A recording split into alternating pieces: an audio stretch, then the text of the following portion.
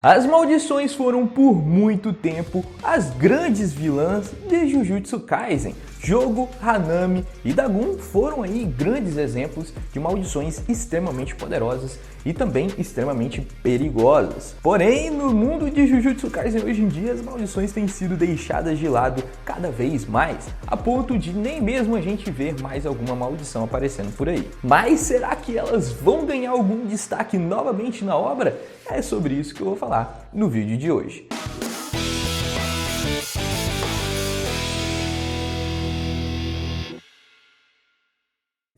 E aí galera, Lucas Dias na área para trazer um pouco mais de Jujutsu Kaisen. E caso você goste realmente dessa obra, você tem que fazer apenas uma coisa, que é se inscrever nesse canal, porque eu sempre trago conteúdo dessa obra aqui. Então se inscreve aí para não perder mais nenhum, beleza? E bom, no jogo do abate, o foco ali dos vilões com certeza não é a maldição. Cada vez que passa um capítulo de Jujutsu Kaisen, a gente tem visto que o foco sempre vai ser os humanos, os xamãs, e as maldições vão ser deixadas um pouco de lado. Isso não significa que o nível de poder está maior. As maldições como Jogo, Hanami, Dagon e até mesmo Mahito, todas elas são muito poderosas, num nível realmente muito absurdo e muito maior do que esses que a gente tem visto no jogo do abate. Porém, maldições como o Jogo, Hanami e esses daí, elas são extremamente raras e muitas vezes levam décadas ou centenas de anos para maldições desses níveis surgirem. Portanto, depois dessas maldições desaparecerem,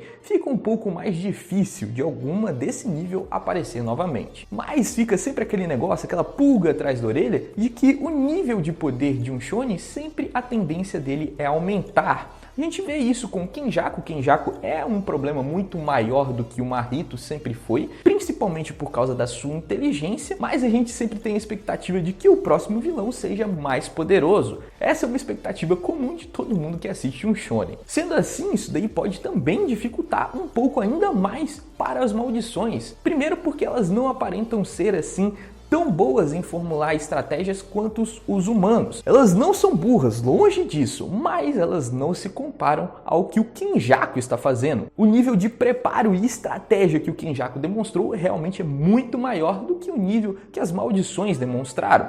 Elas não são burras, mas não chegam nem perto do Kenjaku. Portanto, tendo essa ideia aí de que o problema sempre vai aumentar e sempre vai ser algo mais complexo, a gente pode chegar à conclusão de que muito provavelmente as maldições estão um pouco acabadas, ou ao menos um tipo de maldição. Maldições como o Jogo, Hanami e Mahito, provavelmente elas não vão ganhar mais assim tanto destaque, ao menos não tanto quanto elas já tiveram. Talvez apareça mais alguma maldição desse tipo, até mesmo que possa demonstrar aí o nível de poder dos protagonistas que a gente tem conhecimento hoje, porque elas são uma boa forma de medir a força de todo mundo que a gente já conhece, como foi no caso do Megumi, que ele foi capaz de derrotar uma maldição branca, coisa que ele já não tinha conseguido fazer no passado. É sempre bom aparecer algo para a gente conseguir medir o progresso desses personagens. Porém, maldições vingativas, essas sim, muito provavelmente serão foco do mangá em algum momento. Maldições desse tipo são maldições completamente diferentes e são potencialmente muito mais poderosas. O Sukuna, por exemplo, é provavelmente um tipo desse de maldição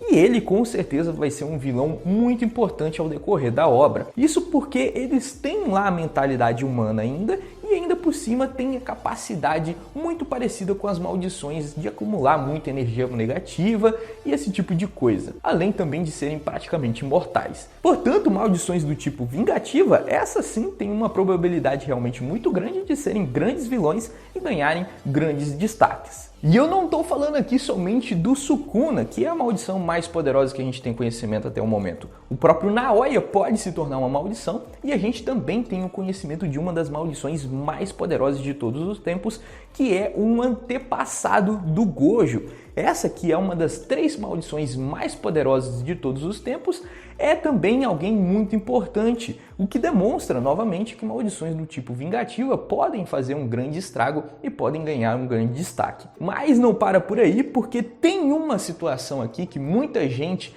leva em consideração que é quando o jogo e o gueto se encontraram. Nesse momento, eles estavam ali no bar conversando sobre qual era o plano do jogo, qual era a proposta do jogo para o gueto, ou o Kenjaku, que a gente já sabe o nome verdadeiro, aquele ali só é o corpo do gueto. Naquele momento, o Kenjaku fala ali que o chefe dele gostaria de inverter a ordem natural das coisas e fazer com que as maldições dominassem tudo. O jogo concorda, dando a entender que eles eram controlados por alguma outra maldição ainda mais poderosa. Por isso que muita gente fica querendo saber aí que maldição era essa que era considerada chefe do jogo, que é uma maldição realmente muito poderosa. Mas o que dá a entender aqui é que essa pergunta foi feita pelo Kenjaku e não pelo jogo. O jogo nunca afirmou ter um chefe, e isso pode ser interpretado de que outra maldição que não estava lá naquele recinto foi o responsável de trazer essa ideia, e não simplesmente uma maldição que controle eles. Isso explicaria, por exemplo,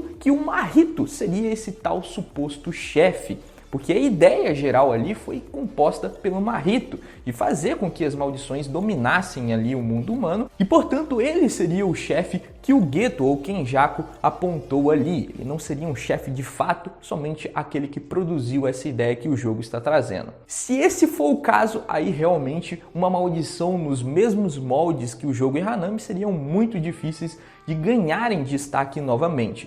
Porém, se realmente o Geto estivesse certo naquela ocasião e tivesse uma maldição que controlasse todas aquelas 4 que já eram muito poderosas, aí, nesse caso, podemos ter uma maldição que ganhe realmente um grande destaque e que seja ponto-chave aí de algum arco no futuro de Jujutsu Kaisen.